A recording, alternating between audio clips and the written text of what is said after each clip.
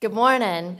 Today is Tuesday, June 13th, and I'm calling to order the Audit Committee this morning. I would like to start with an invocation. If you'll bow your heads with me, please. Thank you for this beautiful day. Thank you for the rights we have, including the rights to assemble and to govern ourselves. Be with us today as we do the people's business and go through these agendas. Some of these issues are not easy, but please help us to handle each issue in fairness and in truth. In your name we pray. Amen. Please join me for the pledge.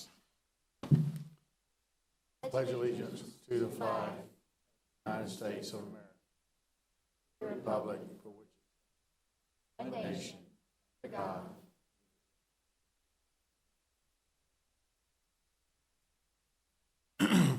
Thank you. We have a full quorum here with 4 members present. And members, I'd like approval of the minutes of the previous audit meeting, please. Make motion to approve. Second. So moved. Thank you. Do we have any changes to the audit agenda? Not to my knowledge, Madam Chair. Thank you, sir. I have nothing for consent, obviously, on this. Moving directly into what is considered the debate agenda, let's talk about management services, our draft reports. We have somebody from SME to talk to us today. John, how are you? Well, good morning. Good morning.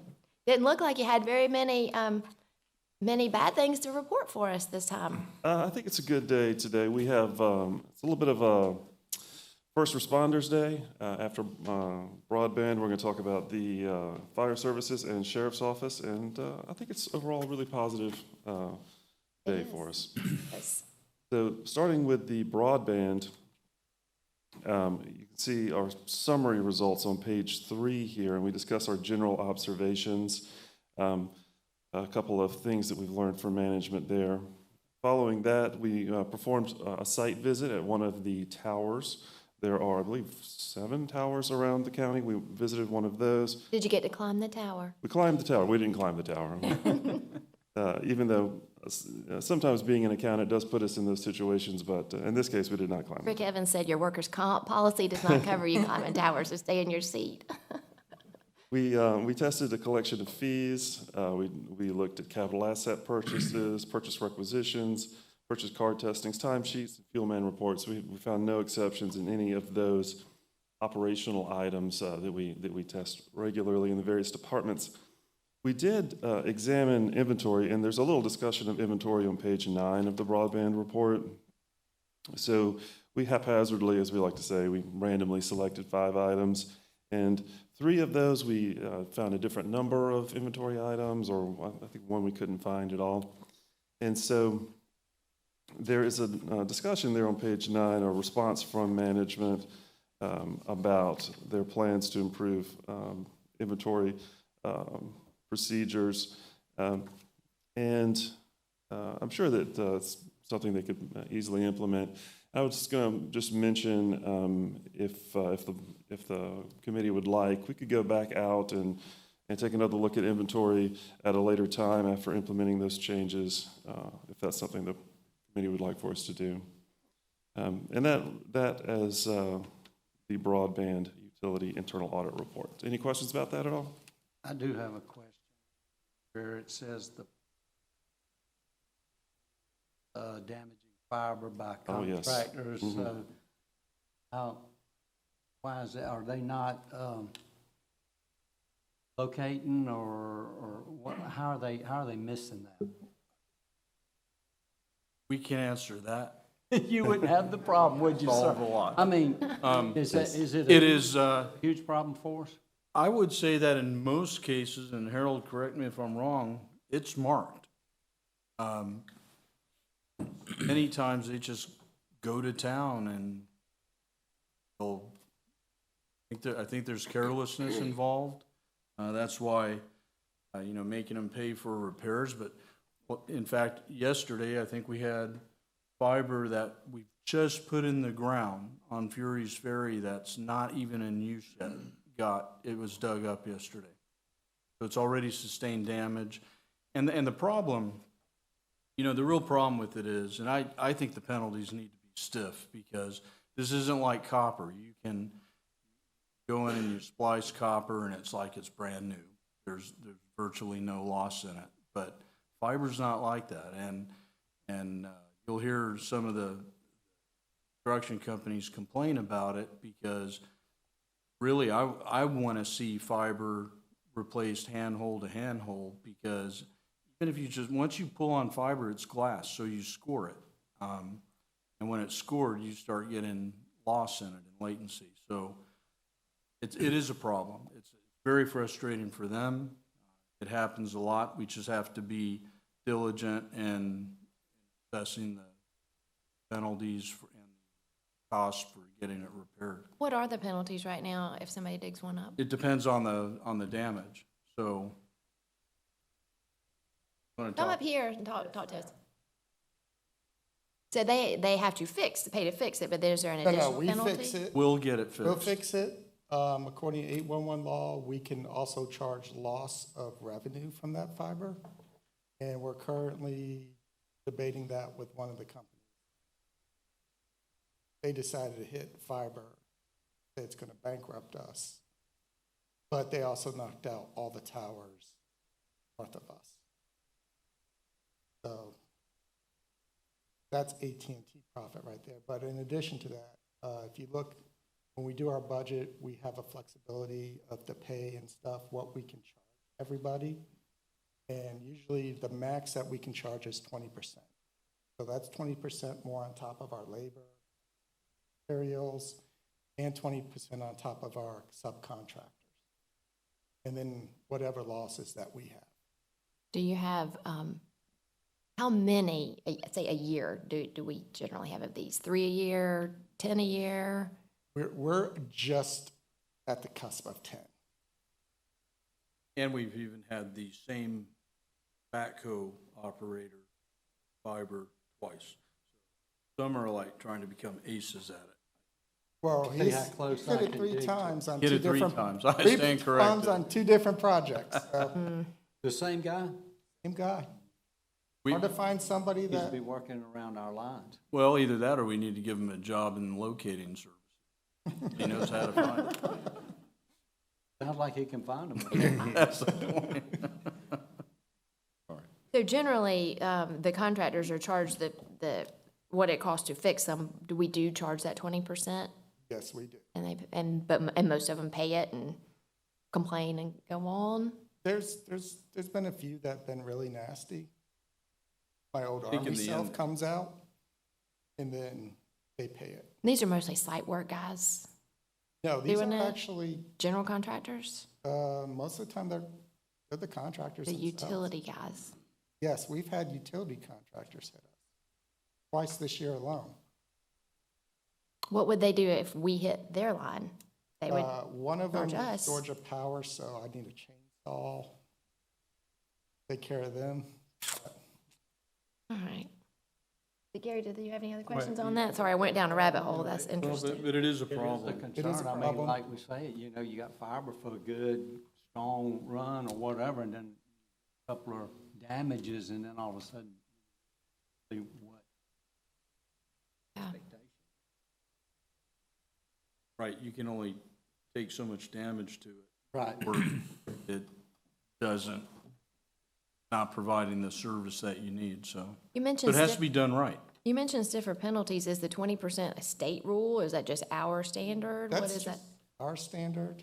I know I've heard a couple people tell me straight up, our penalties are pretty high, but then we do follow 811 law, follow the max that we can charge. So, But I will say too, though, that we've worked, so whenever we have a fiber cut, I know that Harold's talking to Titus, and I'm talking to Mr. Schlochter. So I think we've been trying to stress that with some of the developers, that you gotta be more careful, because in the end, it's gonna cost you money and you will pay it. And it's not doing us any good or them. So it's just one of those things we have to deal with.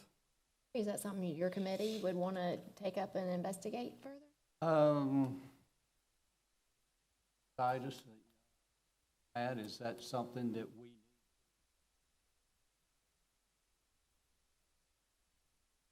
So ER Snell has 3 big contracts with us currently: Furious Ferry, Lewiston Road, Horizon South.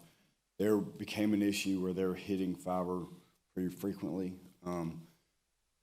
We were also having issues with our inspectors, their staff. So I set up a bi-weekly meeting to where we meet Lewiston Road 1 week. Weeks later, we meet on Furious Ferry, but we talk about both projects. That's been ongoing for about 2 or 3 months. We've invited C3BU to those meetings. They attend. And the impetus behind those meetings is that so we're all communicating, we're all talking on the same sheet of music, and we all know what we're doing. So since those meetings have started, I think it's improved. And we're going to keep working on that. If we need to take it further, we can. But I think we're on the right path forward. Okay, can you maybe update us and just keep abreast of how that's moving, because continue to have the issue. I don't know what, a lot invested in our broadband system, just be destroying it out there for lack of care. I'm not happy with that. I think for the major projects and what you've done with meetings with ER Snell definitely helped. So that's definitely a step in the right direction. But there's odds and ends, there's ones and twos out there that are gonna be problematic, and we've even had problems with other utility companies. So running fiber through our handholds. So you just have to stay on it. Titus, we'll talk about this. Mr. Titus and I meet once a month, and Couch also, so we'll Certainly. I'll keep you discuss updated. that kind of quick. Thank you. Commissioner Richardson, I'll look to your committee for leadership on that item. Oh, thank you. Very good. Please continue, Mr. Snyder. All right. So moving on from broadband to fire services, we did, of course, fire services doesn't collect a lot of cash. They're not selling anything to the citizenry. So we focused on purchase requisitions, purchase card transactions, timesheets, and fuel man cards, our standard operational tests, and we found no exceptions in any of that. And then we did make some general observations, which you'll see on pages 6 and 7 of the report. Most notably, I'd like to point out that we examined responses between 2 days, between July 1, 2022 through the time that we were doing the examination, which was February 28th of 2023. And we noted 8,352 emergency calls with an average response time per their own documentation of 4 minutes and 25 seconds. We also noted 885 non-emergency calls with an average response time of 6 minutes and 25 seconds. So I found that very interesting. And additionally, there's some discussion of the processes relating to the fundraiser. I'm sure everyone's seen the guys out there with the boots. Generally, that's as a benefit to the Burn Foundation of America, which is formerly known as the Southeastern Firefighters Burn Foundation. There's some information about that and their processes there as well. So again, no exceptions noted in our internal audit of fire services. On the response times for the emergency calls, or is that only where our trucks went out, or is that ambulance service as well off of? That's interesting. Okay, I don't know if I have that detail in here. I could probably find that detail for you and report back to you later. As far as which vehicles are involved. Chief, there you are. I looked right past him. Which, I'm not complaining, those are great times. I was just curious, was that only when our trucks went out? Jeremy Wallen, 917 Carter Ridge. No, that does not include EMS. That's our response Ours, to that, okay. but it does not include. Very good. Good job. Thank you. Clarification. Thank you. Thank you for that clarification. I'm sorry I didn't document that detail. That's good. Thank you. That's very interesting. Gentlemen, ladies, do you have any comments? All right, Wonderful. next. So we also, like I said, today's First Responders Day, so we also went out to the Sheriff's Department, and we also got good results out there. There's some interesting things to discuss here. Just, first of all, I'll go through some of the things where we had no exceptions at all. Cash collection procedures, we tested several deposits. Inmate purchase accounts, we made a selection of inmate purchase accounts and examined the transactions without any exceptions. We looked at the purchase requisition process, the purchase card transactions, timesheets, and we did not have any exceptions noted. So I'm going to talk a little bit about what we call excess cash. So there are several bank accounts that the Sheriff's Department oversees. Some of those accounts are custodial in nature. The easiest one to understand is the inmate trust account. So inmates' cash that they have in their pockets or that their families bring to them go into this account, and none of these funds actually belong to the Sheriff's Department. So we reconcile the total balance in the account back to the list of inmates to whom that money is ultimately owed. And if there's any, in a perfect world, it would just be exactly the same number. Whatever excess, whatever funds above the list of inmates, we consider to be excess funds. Now, I've shown here on a summary on page 3, and then in somewhat more detail on page 6, our results from back in 2019, and then our updated results from our most recent work here. And we noted a significant reduction in this excess cash.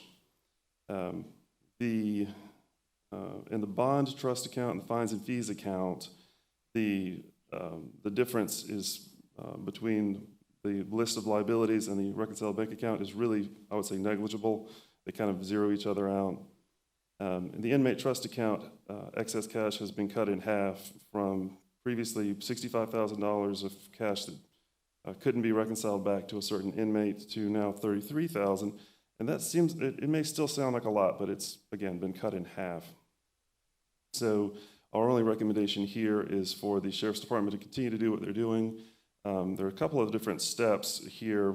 One is to try and track down to whom all these dollars are owed. And another is ultimately, if it is determined that this is unclaimed property that gets remitted to the state, that's a process for that.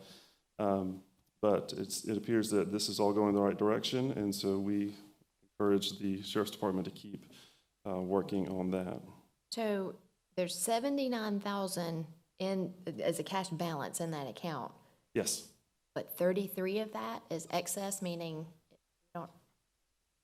Yes, I understand. The balance, of course, fluctuates quite a lot. And so I'm sure at times that total balance is higher than $79,000. This is a particular date. And so the excess amount, the unreconcilable amount, doesn't fluctuate as much as the total balance does. But I do understand your concern there. You can see that we could tie back 46,190 to the actual names of certain current inmates or former inmates, and then the other amount we're just not able to identify the actual inmate. About half. Yes, I could see that. I could see that for sure. Would there be a way to say when an inmate deposits the money, basically if you don't claim it by such and such date, it then becomes property of the county sheriff's office or something? Getting a head. Or I guess it goes to the state, I know, but. Ultimately, unclaimed property goes to the state. Okay. It may be preferable to Ultimately, certainly, you'd want to get everything reconciled down to 0 differences, remit to the state where necessary. It may be good to not rush the process entirely. We're going to mention something else about the inmate account in just a moment here, which is, we'll just skip straight to that, in fact. Also, the inmate account has 485 outstanding checks over 180 days old. So that's what we call a stale check, an old check. And ideally, you don't want to have 485 checks on your bank reconciliation month after month that are not getting cashed. Of course, these are checks that have been mailed to former inmates. And sometimes the last known address is not accurate. So this is another instance of potentially remitting unclaimed property to the state. And again, there is a process for that, and I believe some statutory guidance on that. There may be a period of time before a certain number of attempts to find that person before you can consider it unclaimed. That information is available to the Sheriff's Department, and I believe they're aware of it in pursuing those remedies. The only other thing about bank reconciliations, I kind of skipped ahead to the stale check thing because I think it's sort of part and parcel.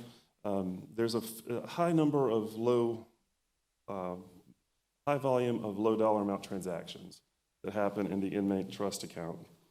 But we looked at the bank reconciliations for a couple of dates for all of the various accounts, found them all to be reconciled. Like I said, we mentioned some stale checks in a couple of cases here, summarized on page 3, more detail beginning on page 6.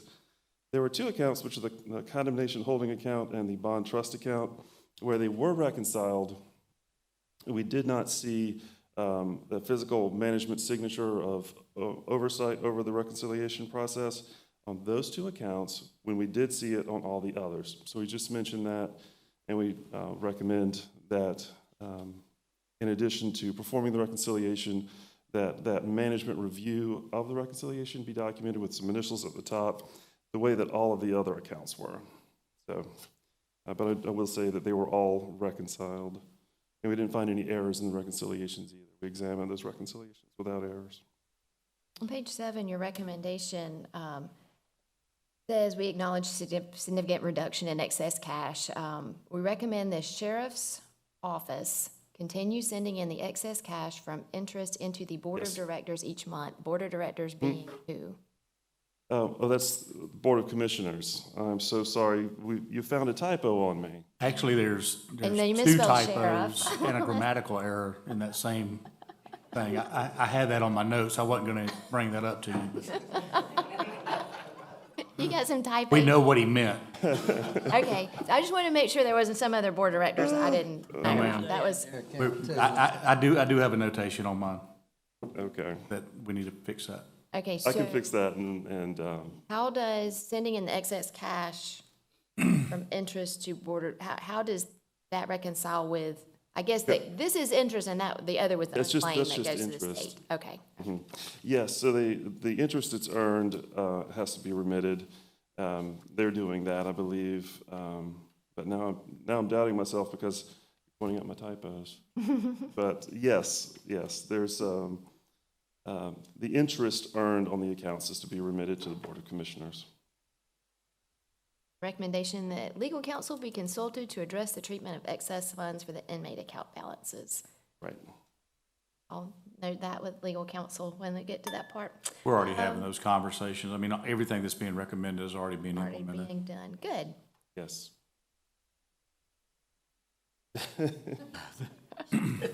They might charge extra for that, hush. All right, so what do we have next down here? Okay, just a brief update of what we have going on. Other internal audit projects that are in progress currently. The Engineering Service Division fieldwork is complete, reporting is in process, and that will be presented next quarter's meeting. The Tax Commissioner's fieldwork is complete and reporting in process and should also be presented at the next internal audit meeting. The Juvenile Court fieldwork is currently wrapping up and reporting is beginning on that. And we're planning the internal audit of the Performing Arts Center. We've begun our initial processes on that internal audit. 2 additional departments that are due on the 3-year rotation, that is our standard operating procedure, are Human Resources and Fleet Management. So that's a brief update on what we are doing in the internal audit department. Good. Committee members, he had mentioned earlier being willing to come back and review the inventory discrepancies under broadband. Is that something we want them to come back and report about, or just have staff check on it? Unless there's something specific that the committee wants, I believe that's something that we can handle internally. I mean, we take these reports and then we go back and follow up on these to make sure that we have everything. I think the biggest issue with inventory with broadband right now is space. I mean, they're just completely out. We're building them a new facility. When we have the new space, we're gonna be able to store the materials better than we are now. We're having to put stuff in trailers and trucks, and we just don't have the space. So I think we're already on that, so we can handle that if the committee is okay with us doing that. Okay. On the Performing Arts Center, are y'all working with the process of laying out how the reporting they're doing, or are they coming up with the processes of how this stuff needs? Well, this is the first time we've done an audit for them, so we are working closely with John and his staff in coming up with a good process and examining the things that need to be examined. Yes, and so I was able to obtain a brief memo laying out the operational processes, and we're using that to design some tests that will specifically be tailored for this situation. Of course, we'll look at timesheets and we'll look at purchase requisitions and all those things that we always look at, but we'll also design specific tests to address the concerns that would be relevant for the Performing Arts Center. One thing I'll just mention is, of course, there's a fair amount of cash around there for concessions, so we'll probably get in there and count some of that cash. And we want to ensure that we're closing out each of the shows properly and reconciling all of that cash. Yes. I guess, yes, each show stands on its own, right? When we reconcile each one, and we just want to make sure our process is a good one. Any other questions? Thank you very much. Thank you. Do we have any public comment or participation? Oh, one comment by